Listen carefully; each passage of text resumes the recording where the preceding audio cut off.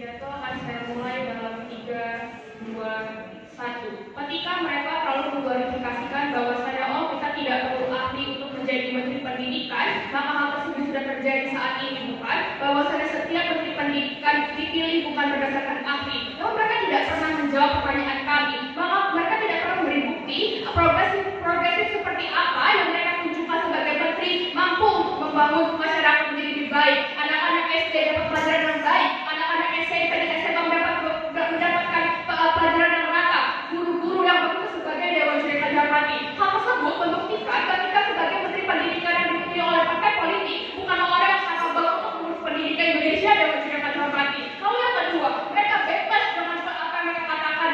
Pertama, mereka mengatakan bahwasanya ketika kamu jadi menteri, kamu tidak akan lagi berusaha dalam partai politik, kamu akan independen. Tapi mereka bebas karena mereka mengatakan bahwa setiap kebijakan yang kamu buat sebagai menteri ada campur tangan parpol, ada partai politik oposisi yang juga akan melawan dan sebagainya. Hal itu membuktikan kamu sebagai menteri harus dibawa partai politik Dewan Juri Kajapati. Kamu tidak akan pernah bisa membuat kebijakan kamu sendiri based pada interest masyarakat miskin atau masyarakat sesuai dengan masa pendidikannya atau interest pada parpol sendiri Dewan Juri Kajapati. Kamu selalu membuktikan bahwa ketika Menteri Pendidikan dipilih berafiliasi dengan partai politik, kamu sebut pada akhirnya hanya untuk menguntungkan partai politik itu sendiri, bukan untuk kepentingan masyarakat Dewan Juri Kajapati. Mereka harus menjawab dari bahwasanya ketika pada akhirnya partai Menteri Pendidikan yang dipilih oleh yang berafiliasi dengan partai politik mampu membangun pendidikan yang lebih baik Dewan Juri Kajapati yang tidak pernah dijawab sisi mereka. Lalu mereka mengatakan bahwasanya pada akhirnya akan ada tenaga ahli yang membantu Menteri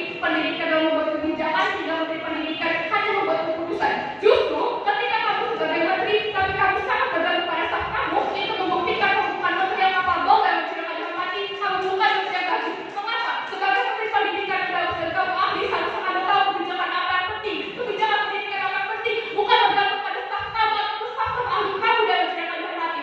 Justru ketika kamu sebagai Menteri Pendidikan tidak mampu membuat kebijakan yang pantas di bidang pendidikan, apalagi staf kamu yang hanya menunggu iya atau tidak bisa dijalankan dan Juri Kajapati. Hal itu membuktikan di sisi mereka bahwa ketika Menteri Pendidikan berafiliasi dengan partai politik bukanlah menteri yang kapabel Dewan Juri Kajapati. Memasuki poin selanjutnya daripada perdebatan kali ini, mengapa sebagai Menteri Pendidikan kamu tidak boleh berafiliasi dengan partai politik? Kamu sudah menjadi kepada kamu secara jelas bahwa sedang kondisi status quo sangat terburuk, bukan? Mengapa? Banyak sekali bahwasannya kebijakan pendidikan yang hanya berfokus pada kapitalis Dewan Juri Kajapati. Mereka tidak mengerti bahwasannya keadaan belakang seperti apa. Misalnya seperti mengapa murid-murid pada akhirnya tidak bersekolah, ikut bersekolah mereka tidak bisa berkembang dengan baik. Mereka tidak bisa mengikuti dengan baik karena guru-guru mereka tidak kapabel. Ataupun dari segi kuliah mereka S1, maka pada akhirnya mereka belum mendapatkan pekerjaan seperti negara-negara maju yang expert di bidang dan sebagainya.